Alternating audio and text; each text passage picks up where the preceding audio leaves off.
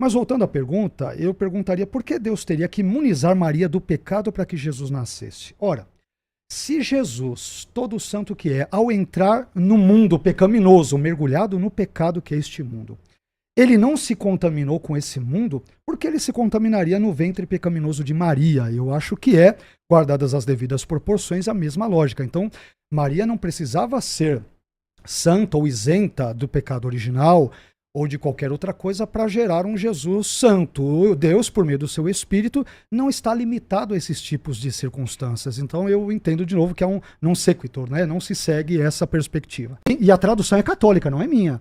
Do mesmo modo também, a imagem da Imaculada, sua mãe, e as imagens dos santos anjos, como os representam em palavras da Santa Escritura, e ainda as de todos os santos, nós as veneramos e adoramos. O grego traz timonen kai proskinumen. Proskinumen. Eu sei que proskinel tem a ver com dobrar-se, ajoelhar, prostrar, eu sei, mas a própria edição católica, nos dois casos da recensão latina e grega, traduziu como adoramos. Me perdoe. Mas por que traduziu como adoramos? Porque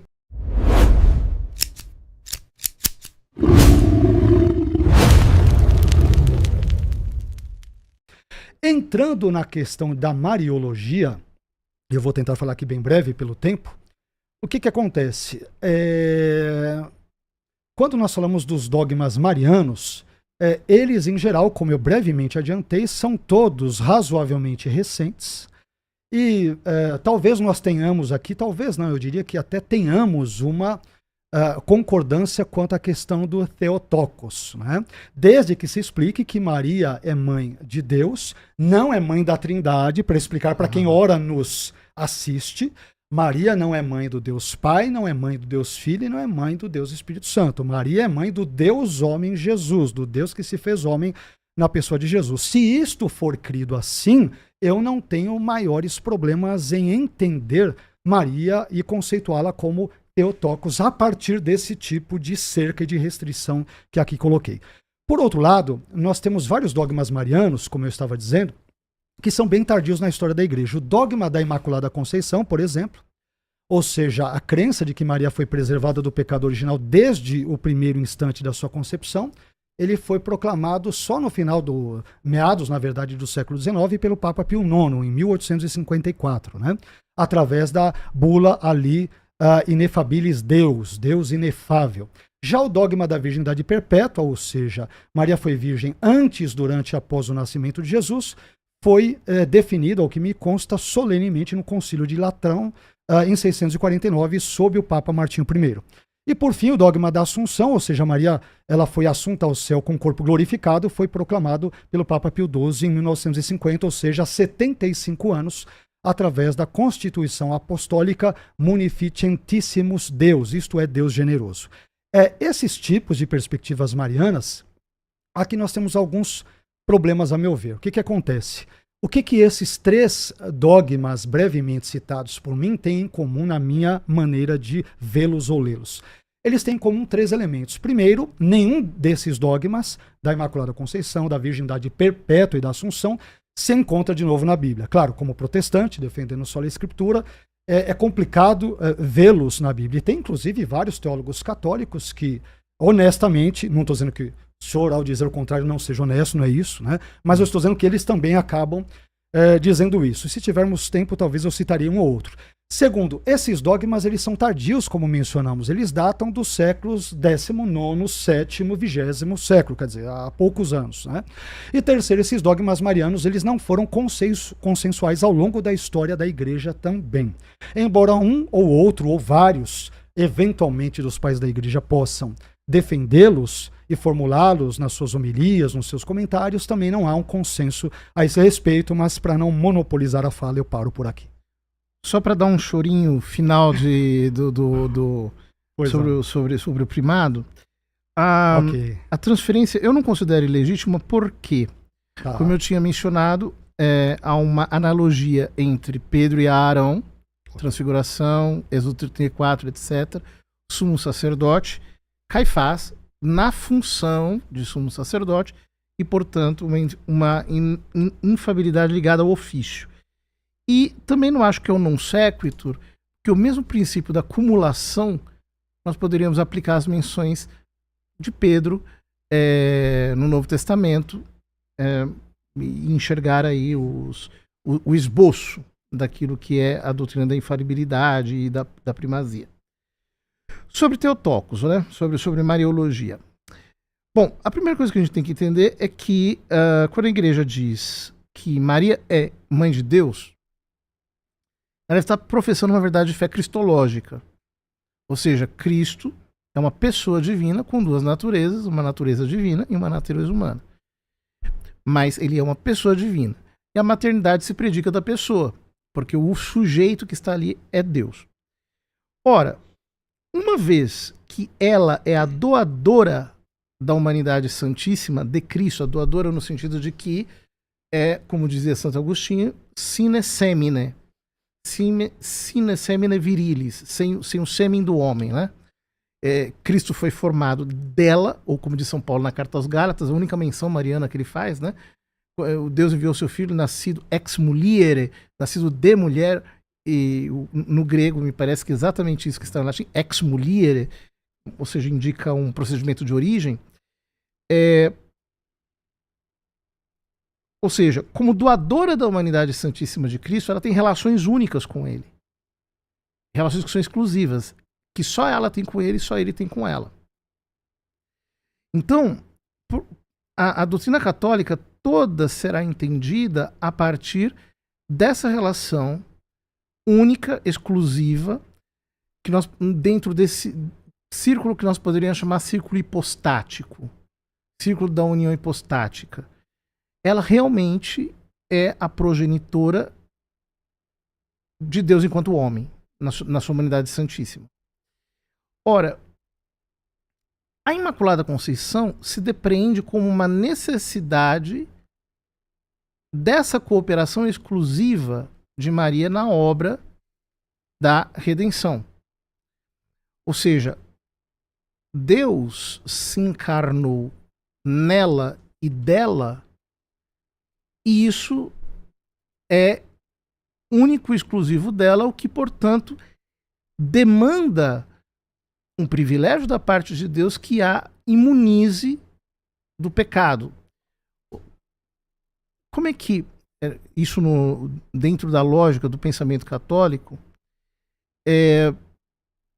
aquele que veio tirar o pecado do mundo assume uma carne manchada de pecado, no sentido próprio da palavra, né? Uma carne viciosa. E justamente isso sempre se professou como fé na igreja. O dogma foi proclamado em 1854. Mas a fé em que Maria foi concebida sem pecado é antiga. Os ortodoxos diferem de nós nesse aspecto, porque os ortodoxos falam de ela foi tornada imaculada no momento da anunciação, quando ela recebeu o verbo de Deus no seu ventre, ela se tornou imaculada. Mas essa teologia, né, ortodoxa, ela que os faz chamar de Maria de Panagia, toda santa, puríssima, santíssima, lá, né, com muitos louvores, às vezes até mais do que nós católicos ocidentais, né?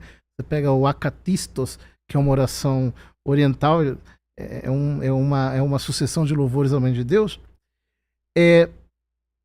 Essa teologia, ela não afirma que Maria, mesmo sem ser imaculada, que ela tenha pecado. É que, na concepção ortodoxa, o que se entende por pecado original é um pouco diferente do que nós entendemos por pecado original, né? Então, na concepção ortodoxa, isso está mais ligado com uma espécie de enfermidade, né? E está muito mais ligado à incorrupção, a que o pecado submeteu o homem à corrupção e às fraquezas da carne. Então, Maria, nesse sentido, ela na teologia deles é plenamente humana. Na nossa teologia, na teologia ocidental, em que nós entendemos o pecado original como uma culpa herdada, não faz sentido que ela, sendo, digamos assim, a matéria-prima da qual Deus fez a humanidade santíssima do seu Filho, seja contaminada pela culpa original, tenha sido nem por um instante escrava de Satanás. No fundo é isso. Ok? Pode ir. Bom, num primeiro momento aqui, padre, eu perguntaria por que Deus teria que imunizar Maria do pecado? É claro que eu entendo perfeitamente a fala do senhor. E antes disso, é importante dizer que nós protestantes, é verdade que algumas pessoas avançam o sinal vermelho, chutam o pau da barraca, até tratam de uma forma desprezível Maria, e isso é um grave engano. Nós respeitamos nós protestantes. É evidente que eu não tenho procuração para falar sobre todos os protestantes, mas é importante dizer que nós respeitamos Maria. Nós apenas não atribuímos à mesma todos esses elementos, esses predicados, esses dogmas da Imaculada Conceição, da Virgindade Perpétua e da Ascensão, como, por exemplo, o catolicismo faz. Mas nós temos profundo respeito por ela. É importante aqui deixar esse ponto aqui. Mas voltando à pergunta, eu perguntaria por que Deus teria que imunizar Maria do pecado para que Jesus nascesse? Ora, se Jesus, todo santo que é, ao entrar no mundo pecaminoso, mergulhado no pecado que é este mundo, ele não se contaminou com esse mundo, porque ele se contaminaria no ventre pecaminoso de Maria. Eu acho que é, guardadas as devidas proporções, a mesma lógica. Então, Maria não precisava ser santa ou isenta do pecado original ou de qualquer outra coisa para gerar um Jesus santo. Deus, por meio do seu Espírito, não está limitado a esses tipos de circunstâncias. Então eu entendo de novo que é um non sequitur, né? Não se segue essa perspectiva. Me permita citar alguns pais da igreja, vou tentar ser breve, mas, por exemplo, a crença na Imaculada Conceição de Maria foi rejeitada por Orígenes. Orígenes, nas suas homilias sobre Lucas, mais precisamente na homilia 17, ele vai comentar o seguinte, ao comentar sobre Lucas 2,35, que diz que uma espada traspassaria a alma de Maria, ele diz o seguinte nos parágrafos 6 e 7. Eu vou pular aqui porque tem muita coisa para tentar ser mais breve. Por que pensamos que a mãe do Senhor estava imune ao escândalo quando os apóstolos ficaram escandalizados diante da morte de Jesus, da proximidade da cruz e aquela coisa toda?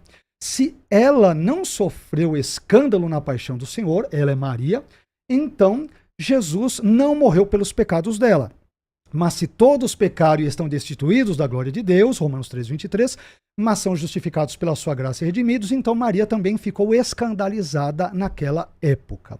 E Orígenes vai aprofundar, no parágrafo 7, piora, ele vai dizer, a espada, que espada é essa que penetrou em Maria? A espada da infidelidade, ela foi infiel ao agir com escândalo diante da morte de Jesus, a espada da infidelidade a traspassará e você será atingida pela lâmina da incerteza e seus pensamentos a despedaçarão quando ouvir, isto é, quando ver Jesus crucificado. Essa é a perspectiva, por exemplo, de Orígenes. Além disso, a crença na Imaculada Conceição de Maria também foi rejeitada por Bernardo de Claraval, já num contexto bem mais tardio, que viveu ali entre 1090 e 1153.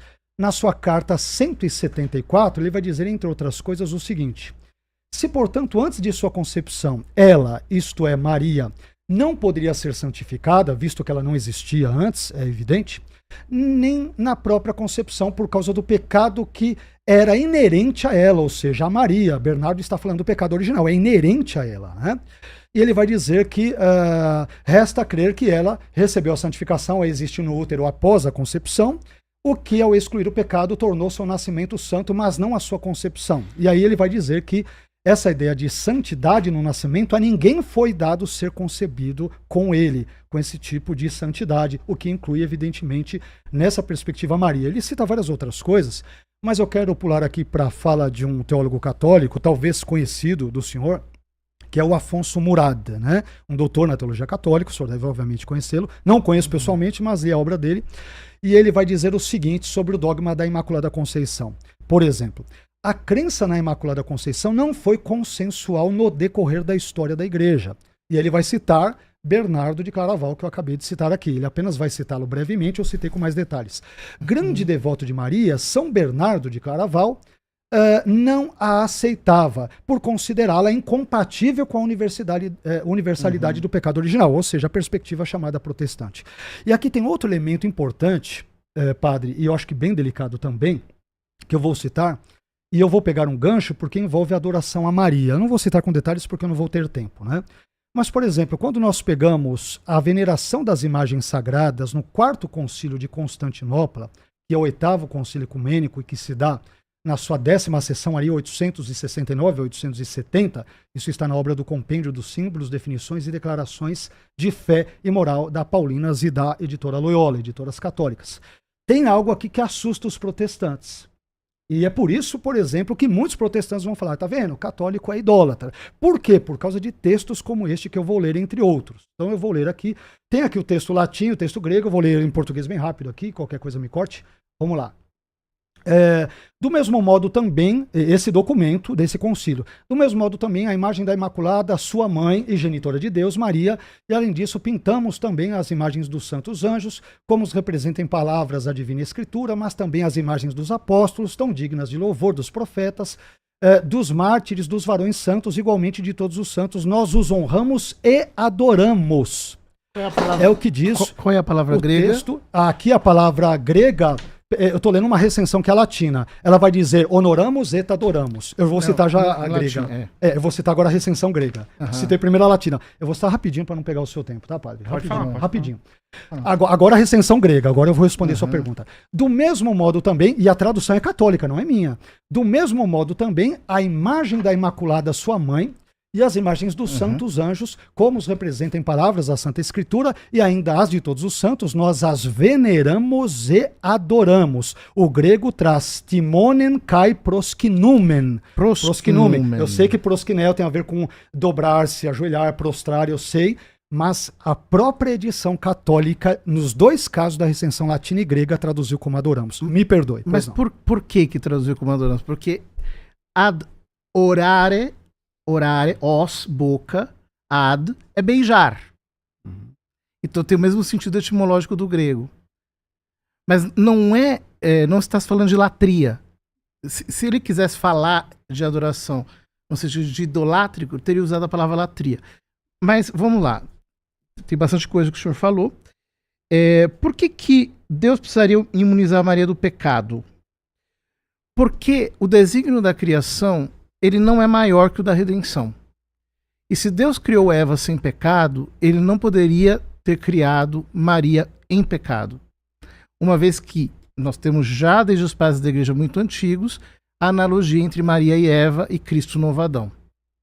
Isso está presente em diversos santos padres antigos.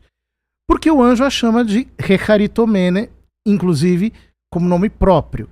Agraciada, cheia de graça. Né? Então, antes de ela dar o seu consentimento para a encarnação. Então, o anjo lhe dá esse nome previamente a isso. Em terceiro lugar, mais do que é uma razão mais teológica, porque Jesus não passou por Maria, ela não é apenas uma porta pela qual ele passou. Ele tomou carne dela. Ou seja, a matéria-prima da humanidade santíssima de Cristo, que tira o pecado do mundo, não pode ser pecaminosa. Então há uma necessidade pelo próprio desígnio da redenção.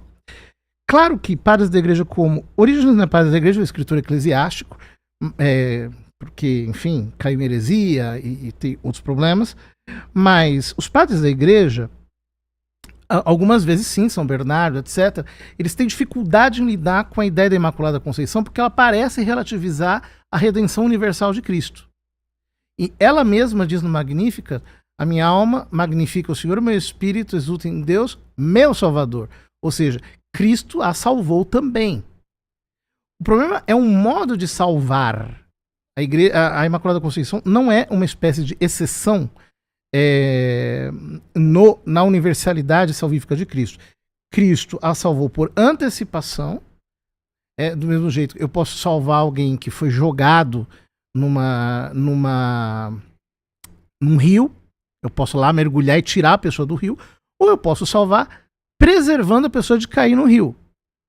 Foi o caso dela, e isso por causa da relação única que só ela tem com ele, que é essa relação de lhe ter dado a humanidade santíssima. Por isso que, por exemplo, tem texto de São João Crisóstomo falando coisas parecidas, tem textos aqui, como o senhor diz, de Orígenes, que ela pecou, mas essa verdade de fé não se entendia de maneira clara e distinta ainda, justamente porque não havia um instrumental teológico adequado para isso. Digo mais, um dos maiores teólogos da Igreja Católica, que é São Tomás de Aquino, ele não aceitava a Imaculada Conceição. Uhum. Porque ele a entendia como se fosse uma exceção à universalidade salvífica de Cristo. Foi depois que, por exemplo, o senhor citou São Bernardo, que fala do antes e do depois. Foi depois que São Bernardo, aliás, foi depois de São Bernardo e de São Tomás, que ficou claro que não precisa de um antes ou de um depois, né? Ou seja, alguém pode dizer, se ele a salvou antes, ela não foi salva. Se ele a salvou depois, então ela não é imaculada. Até que nós chegamos à ideia de... ele não salvou nem antes nem depois, foi no ato da concepção. E o Alfonso Murrado, eu reputo as mesmas causas do Raymond Brown para tratá-lo aqui. Por fim, prosquinel. Olha, nós temos eu antes de vir, eu fiz prevendo que poderia surgir, fiz uma pesquisa de textos bíblicos em que aparece prosquinel.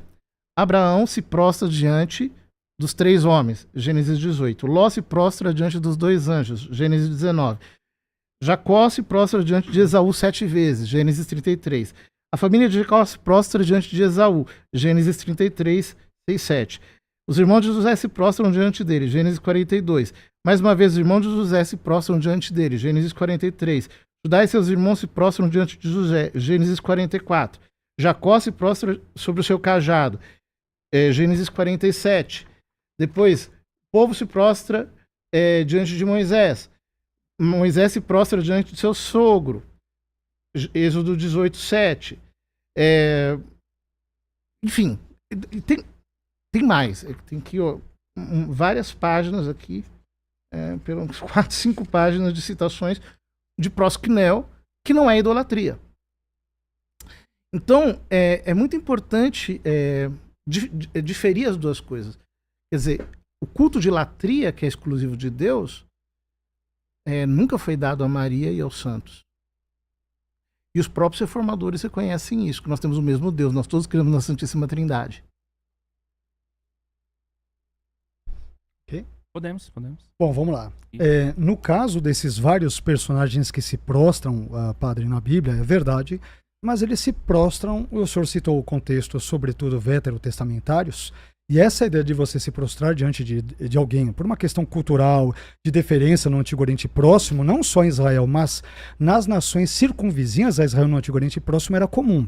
Então, de novo, eu não posso pegar esses elementos culturais antigos e, de novo, transferi-los para um contexto de um concílio onde esse culto a Maria já começa nos primeiros séculos da igreja. Então, você tem uma situação distinta. E, a meu ver, eu entendo o que o senhor falou, a questão de prosquinel, que ele pode ter um sentido amplo e tem, só de se encurvar ou de adorar, mas a questão é que em nenhum momento, por exemplo, esse compêndio que envolve símbolos da fé católica e tudo, explica. Então, para quem ler, veneramos et adoramos, ou seja, nós veneramos e adoramos. O que é adorar para qualquer pessoa, sem que haja uma nota aí, quer dizer, nós estamos adorando a imagem de todos os santos e tudo. Mas vamos lá, deixa eu fazer umas considerações ao que o senhor falou. Primeira consideração, em Lucas 1, 28, a expressão grega que charitomene, que o senhor citou, ela vem de charito, que significa, segundo o BDAG, um dicionário bem emblemático do grego, de Bauer, Denker, Arndt e Gingrich, significa alguém que foi favorecido por Deus. Somente isso. Não existe nada no texto grego que sugira que tal favor divino envolva, por exemplo, a ideia de Maria ser preservada imune de toda mancha original do pecado, ou do pecado original, ou que Maria tenha permanecido, como alguns pensam, por exemplo, virgem durante toda a sua vida e tenha seguido uma perspectiva celibatária. Não há nada disso no termo grego que exija isso. Aliás, muito pelo contrário, esse mesmo verbo charito, ele é usado, por exemplo, em Efésios 1,6, quando Paulo diz a respeito dos cristãos em geral que a graça de Deus nos favoreceu, e charitosen, no amado, isto é, em Cristo. E nem por isso os cristãos eles são sem pecado nem nada, muito pelo contrário. Então esse elemento verbal, eu acho que ele, na minha modesta perspectiva, ele não procede à ideia do verbo charito. Não há nada nele que exija semanticamente, remotamente, a ideia de Maria ser preservada do pecado original e assim por diante. Uma outra consideração é a seguinte: Maria, em Lucas 1,47, no Magnificat, ela admite que precisa de um Salvador, quando diz: o meu espírito se alegra em Deus, meu Salvador. O senhor comentou brevemente esse termo. O que acontece? Aqui o termo grego para Salvador, ou seja, soter, ele aparece mais uma vez apenas no Evangelho de Lucas, que é Lucas 2,11, quando é dito, por exemplo: pois na cidade de Davi vos nasceu hoje o Salvador, soter, que é Cristo o Senhor. Então aqui o substantivo Salvador, ele possui um sentido teológico redentivo, ou seja, Deus salva os pecadores dos seus pecados, o que evidentemente também inclui Maria nesse sentido. Eu imagino que o senhor, diante do que o senhor mencionou, o senhor disse que existem dois modos de salvar alguém, não é isso? Você pode salvar alguém, por exemplo, depois da queda, que é o que nós protestantes entendemos com Maria e com todos os seres humanos, de forma geral, ou você pode preservar alguém da queda, que é o que o senhor postulou. Porém, o sentido mais natural, comum, ao longo de toda a Bíblia, todo o Novo Testamento, inclusive Septuaginta e Novo Testamento grego, envolve, por exemplo, a ideia do termo do substantivo Salvador, ele ser usado em sentido, claro, no presente caso, redentivo, né? Envolve salvar alguém que caiu em pecado e não preservar ou impedir alguém previamente, antecipadamente, desta queda. Então é essa questão que eu acho também complicada. Eu não tenho...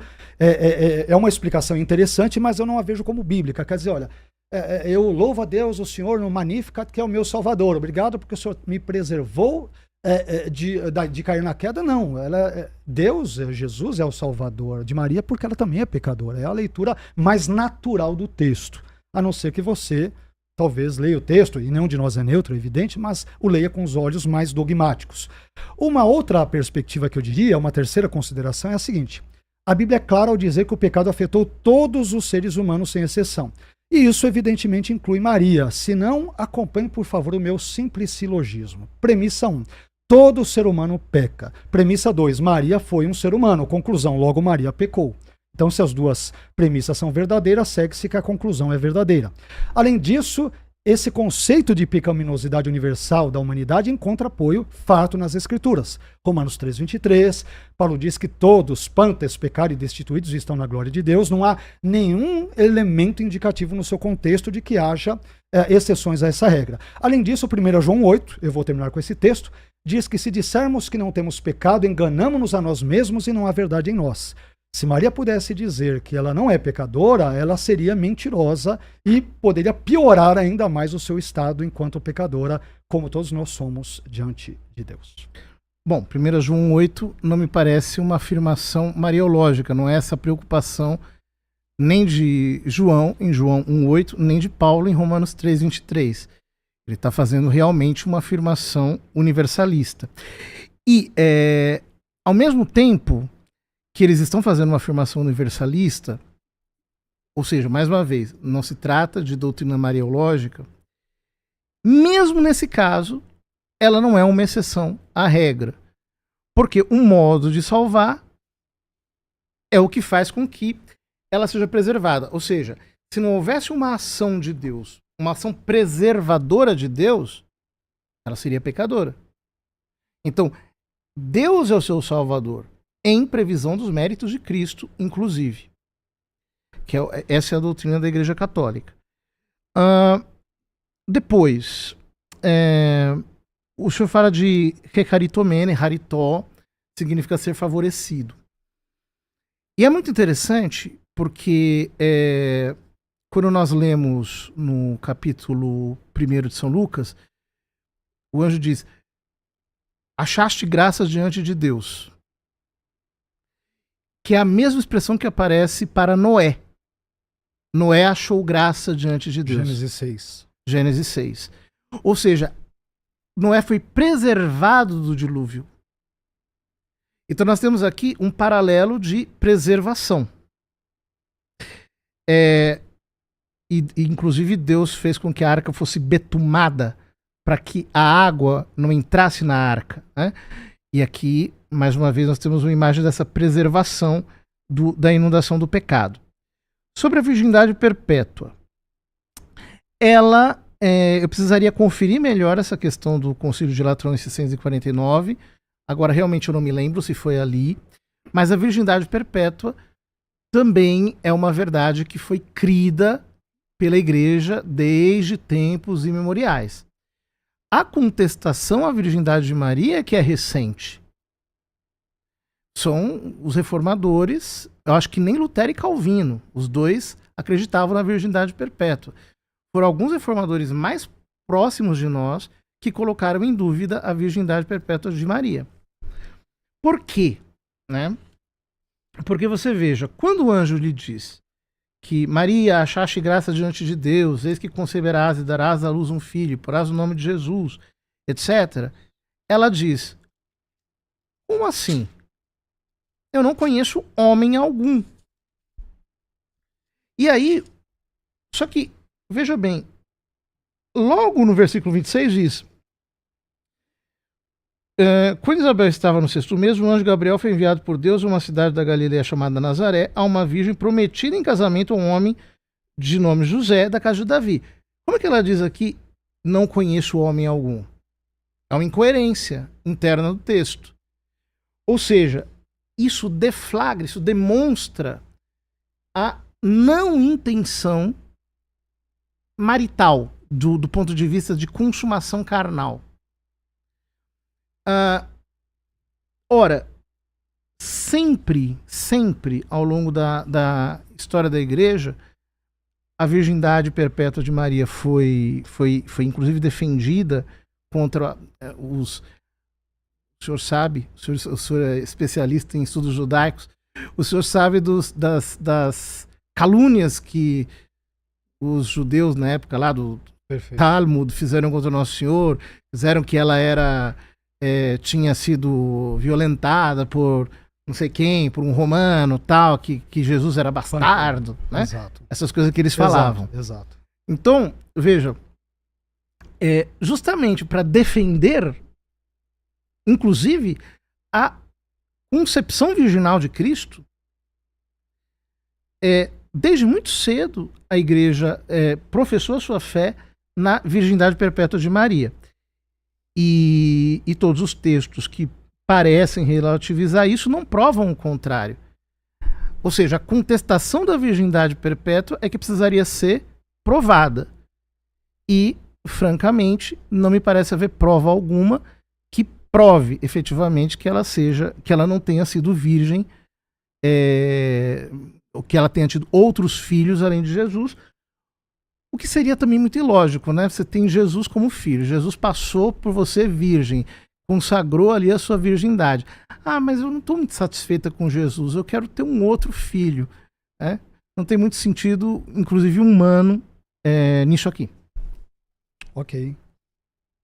Bom, eu creio que essa analogia que o senhor fez aí novamente, por exemplo, envolvendo Noé. Noé achou graça diante de Deus em Gênesis 6, num contexto pré-diluviano, então a linguagem é semelhante em Lucas capítulo 1, logo eu posso defender o fato de que Maria, por exemplo, ela nasceu num contexto sem um pecado original. Eu acho que, de novo, há uma transferência ilegítima, né? Há aquilo que Humberto Eco chamaria de overinterpretation, uma interpretação excessiva, a meu ver, no texto, né? Então, esse é um primeiro ponto que eu gostaria aqui de trabalhar. Existem outros elementos, o senhor mencionou a ideia de que não conheço homem algum, né? Então ela não conhece homem por quê? Porque ela não se relacionou sexualmente com ninguém até então, porque ela era virgem até então. E aí, eu gostaria de propor, vamos ver se a gente vai ter tempo, algumas razões pelas quais eu entendo que nós devemos acreditar que Jesus, por exemplo, teve irmãos nascidos de Maria, não sei se vai dar tempo da gente tratar, que esse é um assunto espinhoso por si só também, mas que acabam apontando para essa direção e que, portanto, ela não foi perpetuamente virgem, porque o que nos importa nesse caso é entender a Escritura, ou tentar entender o que a Escritura diz. Então, uma primeira razão pela qual eu entendo que nós devemos entender e compreender aí que Jesus teve irmãos nascidos de Maria, a primeira razão é, o Novo Testamento ele diz claramente que Jesus teve irmãos, adelphoi, e irmãs, adelphai, conforme Mateus 13, 55 a 56, Marcos 6,3, aqueles textos que a gente conhece nesse debate. Né? E no contexto dessas passagens, os termos irmãos e irmãs se referem a pessoas provenientes de um mesmo útero, o de Maria. nós não temos no Novo Testamento grego o termo adelphos, como, por exemplo, Johannes Low e Eudinaida atestam, no sentido de um primo, de um parente. Ele não tem esse tipo de nuance no contexto do Novo Testamento grego. Em segundo lugar, uma segunda razão, existem textos como Lucas 14:12 e Lucas 21:16, o mesmo autor, alguns capítulos antes e alguns depois. Nesse texto, Lucas distingue dentro dos seus contextos o termo irmão, adelphos, do termo parente, singene. Portanto, os autores neotestamentários, quando eles citam os irmãos e irmãs de Jesus, dificilmente eles pretenderiam que tais termos fossem compreendidos, a meu ver, como uma referência aos seus primos ou parentes mais afastados.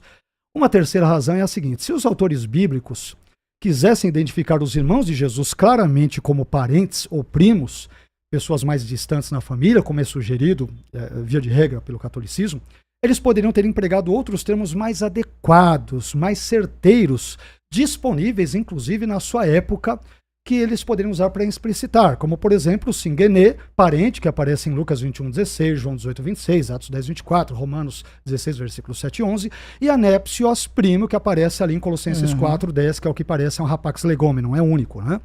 Uma quarta razão, embora o termo irmão adelphos, que corresponde ao hebraico ar, ele possa se referir a um parente no contexto da Septuaginta, que é um argumento que com muita frequência os católicos usam, esse sentido específico de primo ou parente mais distante, ele deve ser determinado e esclarecido pelo contexto imediato, como acontece nos textos supracitados que às vezes os amigos católicos usam, Gênesis 13:8, 14:14, naqueles contextos é claro que ar, irmão em hebraico, é um parente geral. Isso não é claro nos contextos dos evangelhos sinóticos e também em João.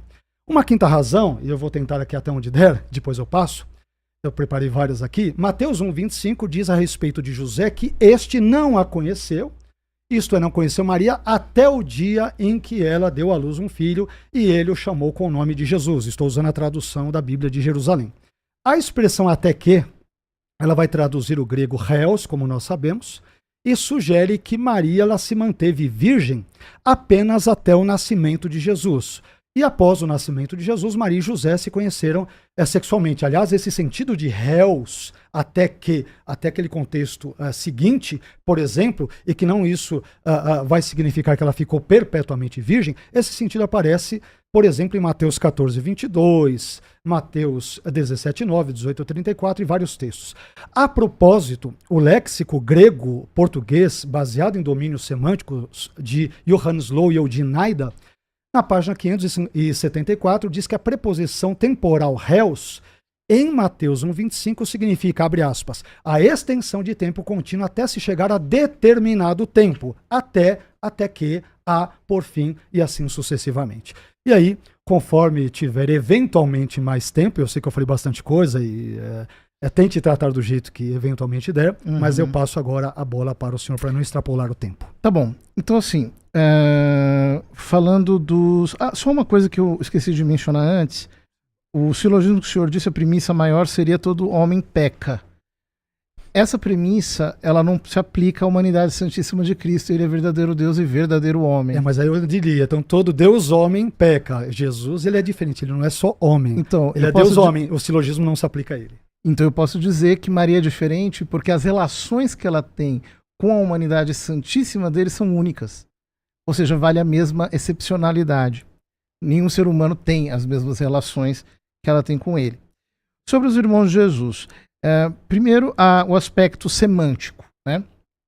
O senhor disse que no contexto dos 70, o senhor reconhece que a Delphoi também pode abranger primos ou parentes próximos, mas que isso sempre requer uma explicação prévia, como no contexto imediato, como no caso de Gênesis, etc.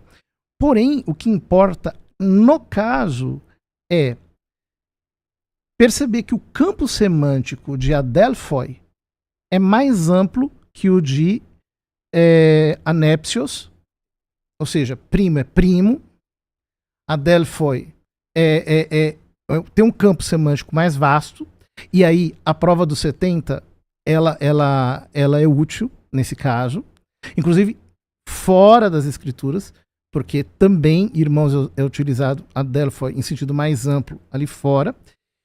E indo para o até que, de Mateus 1,25, olha, a impressão que se tem no texto, lendo-se-o, é que o evangelista quer salientar que não houve intercurso carnal entre José e Maria, mesmo durante a concepção. Ou seja, ele está querendo salientar é uma espécie de afirmação de ênfase, né? Ele quer salientar o fato de que Jesus não foi concebido por José. Então ele não teve, né? Aliás, porque é o que o texto ali lido no contexto ali imediato, né? Quer significar. Rapidinho aqui, Mateus 1,25.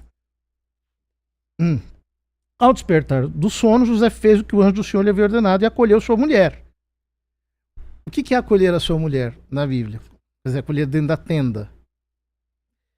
E não conviveu com ela, ou não, até enquanto não deu à luz o filho. Até que deu à luz o filho, qual pôs o nome de Jesus. Então parece muito mais uma afirmação de ênfase em relação ao parto virginal de Jesus. E quanto ao parto virginal de Jesus, nós dois estamos de acordo. Correto. Né? Sobre o que o senhor falava dos irmãos, né? Eu não... Veja bem, mais uma vez, a virgindade perpétua de Maria não foi questionada dentro da igreja antes de, muito recentemente, os reformadores fazerem isso. Ora, não é possível que esta sim, uma afirmação tardia e que vem em desacordo com toda a compreensão anterior acerca da virgindade perpétua dela, ela se imponha como, digamos assim, cláusula hermenêutica. Justamente porque se no que diz respeito à Imaculada Conceição, as categorias ainda não eram claras, né, e elas precisavam se desenvolver teologicamente para que se compreendesse em que sentido Maria poderia ser chamada de Santíssima, em que sentido ela poderia ser chamada de toda santa, toda pura, etc. A virgindade perpétua não. A virgindade perpétua sempre foi assegurada. A despeito desses textos que falam de irmãos, né? Inclusive, a tradição de que os irmãos de Jesus, ou seja, os parentes de Jesus, um núcleo familiar um pouco mais extensivo de Jesus, inclusive tinha grande influência na igreja de Jerusalém, também me parece inquestionável. Essa é a razão, por exemplo, porque Tiago tem uma grande importância ali, uma vez que ele pertence a esse núcleo familiar. Ok. Bom, eu vou tentar continuar algumas razões, só para a gente trabalhar um pouquinho mais essa ideia envolvendo Maria. E eu citei 5 razões brevemente, uma sexta razão que envolve a ideia de os protestantes, por exemplo, verem Maria como virgem apenas até o contexto ali da sua concepção, mas não posteriormente, é o seguinte: quando a gente lê, por exemplo, a própria Bíblia de Jerusalém, ela vai dizer o seguinte em nota ao texto de Mateus 1,25. Ela vai dizer o seguinte, ela vai admitir que o texto de Mateus 1,25 não considera o período ulterior, ou seja, posterior, e por si não afirma a virgindade perpétua de Maria. A própria Bíblia de Jerusalém vai dizer. Mas o resto do Evangelho, bem como a tradição da igreja, a supõe. É a nota da Bíblia de Jerusalém, tá? E aí 2 coisas importantes são ditas aqui. Primeiro, a admissão da não afirmação da virgindade perpétua de Maria em Mateus 1,25. A própria Bíblia de Jerusalém admite, não há uma afirmação aqui. Segundo, a admissão de que tal crença é suposta em outras partes do Evangelho e na tradição católica, né?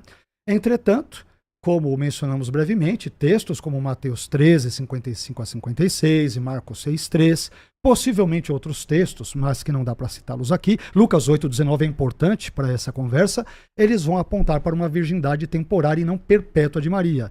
Lucas 8, 19? Lucas 8, 19 é um texto importante. Sétima razão. Lucas 2,7 diz que Maria deu à luz o filho dela, o primogênito, a minha tradução do texto grego, né? Maria deu à luz o filho dela, o primogênito. Aqui, o termo primogênito, ele é a tradução do grego protótokos, Lucas 2,7. E que nesse versículo significa, segundo o BDAG, o dicionário de Bauer, Denker, Arndt e Gingrich, significa relativo à ordem de nascimento, primogênito.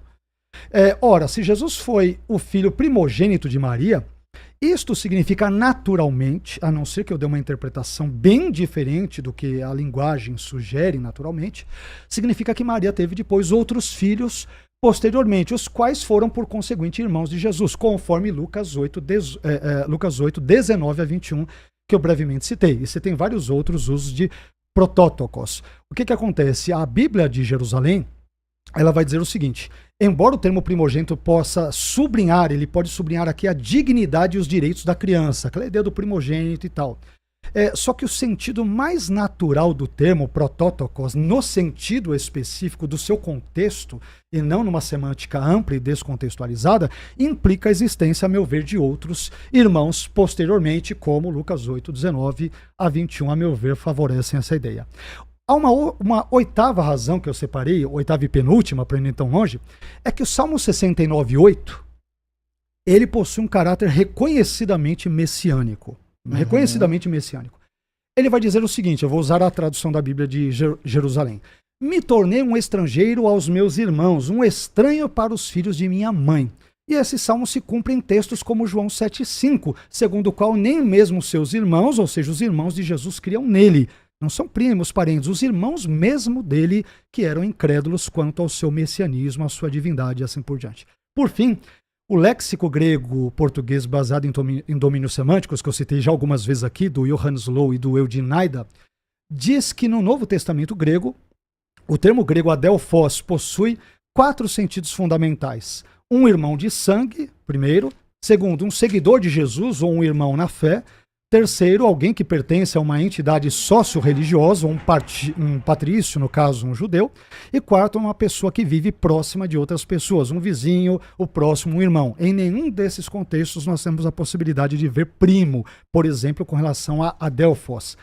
Ideia semelhante é defendida pelo Dicionário Internacional de Teologia do Novo Testamento, volume 1, de Lothar Koenen e Colin Brown, que vai trabalhar essa perspectiva. Ele vai terminar dizendo, eu estou resumindo aqui, em nenhuma instância, porém, pode-se ter certeza de que adelphos no Novo Testamento deva ser interpretado como parentes próximos, a não ser irmãos. É uma conclusão que ele vai trazer. Além de outras perspectivas aqui, mas eu peguei uma obra do grego Spiros Odiates, que é The Complete Word Study Dictionary. Ele vai, citando várias referências, ele vai dizer que a menção conjunta da mãe de Jesus parece implicar que se trata de filhos da mesma mãe em diversos textos neotestamentários. A exemplo de Mateus 12, 46 e 47, 13, 55, Marcos 3, 31, 32, Marcos 6, 3, Lucas 8, 19 e 20. Sempre nesses casos, Maria, mãe de Jesus, é citada junto com outros adelphos, irmãos dele. E a leitura mais lógica, conforme o próprio Spiros Odiates, no seu dicionário grego, é dessa relação mais próxima consanguínea. Embora todas essas definições de dicionário sejam assim, parece que, parece tal, parece, ou seja, eles não têm a coragem de afirmar a univocidade do termo, uma vez que o campo semântico dele é mais amplo. Mas olha, sobre o primogênito, Lucas 2,7 diz que ela deu à luz ao seu filho primogênito. Nós temos uma inscrição sepulcral do ano 5 a.C., encontrada na cidade de Tel El-Juyeh, que foi encontrada no ano de 1922, onde se lê que uma jovem mulher chamada Arsinoé morreu nas dores do parto do seu filho primogênito. Se ela morreu nas dores do parto do filho primogênito, ela não teve outros, né? Então, primogênito aqui tem o sentido, digamos, jurídico, judicial. Ou seja, a palavra primogênito não significa necessariamente que ela tenha tido mais filhos. Salmo 69, o senhor menciona, né, que o Salmo 69 fala que ele foi um estrangeiro para os filhos de sua mãe. Mas o mesmo Salmo 69 diz assim, Ó Deus, tu conheces a minha insensatez e meus delitos não te estão ocultos. Então, se nós fizermos uma aplicação direta do Salmo a Cristo, portanto, nós também teríamos que dizer que Nosso Senhor é insensato e que Nosso Senhor cometeu delitos. E não pode ser, né? Ou seja, a aplicação direta, aqui sim me parece uma aplicação mais ilegítima.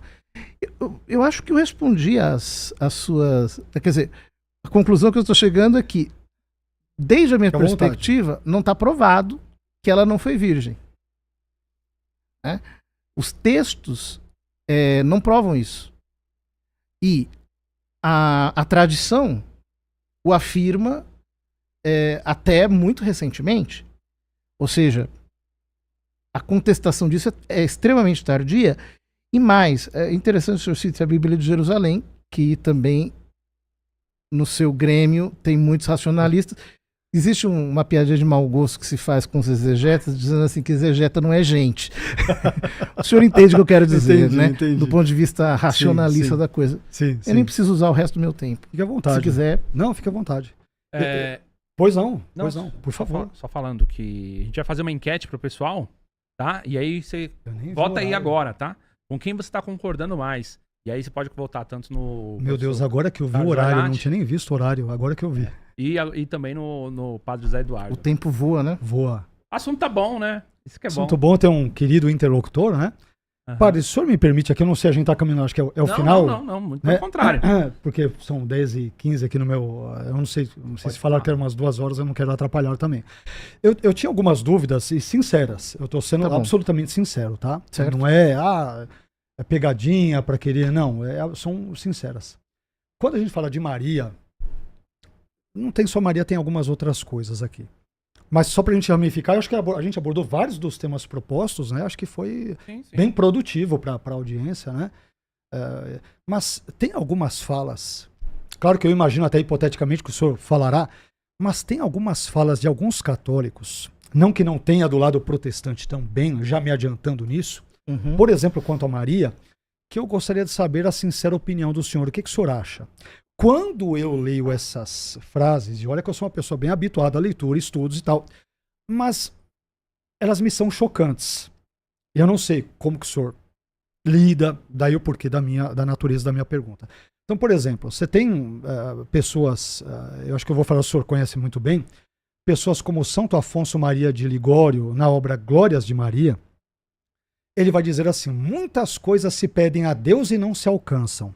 Perdem-se a Maria e conseguem-se. Isso para mim é um sacrilégio, quer dizer, para não dizer outra coisa. Depois, esse mesmo autor, na continuidade dessa obra, ele vai dizer: sois onipotente, ó Mãe de Deus, para salvar os pecadores. Isso para mim, enquanto protestante, é chocante. E aí você tem ainda uma outra questão, uma outra fala, para bater esse bate-papo com o senhor. Uma terceira fala também dele, tem outros, mas eu seleciono essas. Nossa salvação será mais rápida se chamarmos por Maria do que se chamarmos por Jesus. Isso para mim é profundamente chocante enquanto protestante, eu estou sendo absolutamente sincero. Claro. E acho que por citações como estas, eu imagino que nem todo católico entenda exatamente isso. Talvez nem todo padre pense assim. Obviamente o senhor não tem procuração para falar por todo padre também, evidentemente, cada um tem a sua peculiaridade, mas isso é bem chocante para um protestante quando lê. E ao me preparar para o debate, eu comecei a ler li intermináveis obras, li o catecismo inteiro da Igreja Católica, é bom porque eu já tinha lido apenas uma parte, li inteirinho, e várias outras obras de pais da Igreja, li muito sobre Mariologia, e quando eu chego nesses textos, que talvez não representem aquilo que o catolicismo pensa, eu não sei, e daí porquê da minha pergunta, como que o senhor lida com essas falas, esses predicados? A onipotente, a salvação vem dela, tem coisas que com Deus demora, com Maria atende rápido. Isso é um catolicismo popular ou é um catolicismo erudito que crê exatamente nisso? Se o senhor pudesse, sendo bem sincero, esclarecer, eu ficaria agradecido. O que acontece? Inclusive a Santa Sé vai lançar um documento semana que vem sobre isso. Ok. Interessante. Sobre Mariologia. sobre esses títulos, esse modo perfeito. pode soar, enfim, como os autores não pensaram originalmente, né? Ok. O que acontece? Nós estamos falando de autores setecentistas, muitos deles são verdadeiros trovadores, né? Eles estão como que extraindo da sua alma louvores poéticos, que às vezes podem parecer um pouco excessivos, né? O que a gente pode dizer sobre isso? Então vamos lá. Quando Jesus diz assim, tudo é possível àquele que crê, nós podemos falar de uma certa onipotência na oração. A gente não diz assim, tudo pode ser mudado pela força da oração? Né? Se a gente for passar isso por um crivo rigoroso, vai dizer, não, nem tudo. Se você pedir para Deus, por exemplo, matar o seu vizinho, isso não vai acontecer. Mas nós utilizamos esse tipo de hipérbole, uma figura de linguagem, para referir, por exemplo, que a oração é onipotente. Né? Nesse Só sentido, que o texto diz que Maria é onipotente. Sim, mas o que eu estou querendo explicar é o modo de utilização. É evidente que Maria não pode ser onipotente no mesmo sentido de Deus. Perfeito. Mas no mesmo sentido de que a oração é onipotente, ou seja, pedir recebereis, buscar e achareis, bater, tudo que pedirdes ao Pai em meu nome ele vos dará. Nesse sentido, nós podemos falar analogicamente. Ou, por exemplo, que ela, você pedir a intercessão dela, ela tem um papel de corredentora. É uma outra expressão que choca muitos protetores. Porque sem dúvida. Um redentor é Cristo. Como que ela pode ser corredentora? Perfeito. Mas, por exemplo, no sentido de Colossenses 1:24, quando Paulo diz, completo em minha carne o que falta a paixão de Cristo pelo seu corpo, que é a igreja, nós entendemos uma certa participação no sofrimento de Cristo, uma certa participação de nós como membros no corpo, na sua obra redentora. Em outras palavras, o apostolado mesmo é isso, né? Quem salva é Cristo. Mas quem lança a rede, nós, né? Lançamos a rede e participamos da obra da redenção, em sentido analógico. Okay. Então, nós podemos falar também em sentido analógico, mas não em sentido absoluto. Quando a gente compreende as coisas nesses termos, então fica mais fácil compreender o que eles quiseram dizer com aquele trovadorismo setecentista que às vezes pode chocar. Né? Mas a igreja não está colocando Maria acima de Cristo ou, por exemplo, atribuindo a ela uma mediação que concorre com a de Cristo, mas nós estamos falando de causas subordinadas, de uma intercessão subordinada dele, de uma oração que pode tudo, no sentido em que a oração pode tudo, e na perspectiva de que ela tem mais méritos do que nós para interceder, coisa que para vocês eu sei que é complexa, aí a distinção o mistério é bem grande, da intercessão. Né? Até da comunhão assim dos santos é bem distinta no catolicismo e protestantismo, né? Porque a comunhão dos santos envolve já outras coisas e outros temas que acho que nós não... mas o que eu queria era dizer o seguinte, que isso não é eu não estou dando a Maria, ou eu não estou... atributos divinos ou algo do gênero. Predicando a Maria um atributo divino. Tá.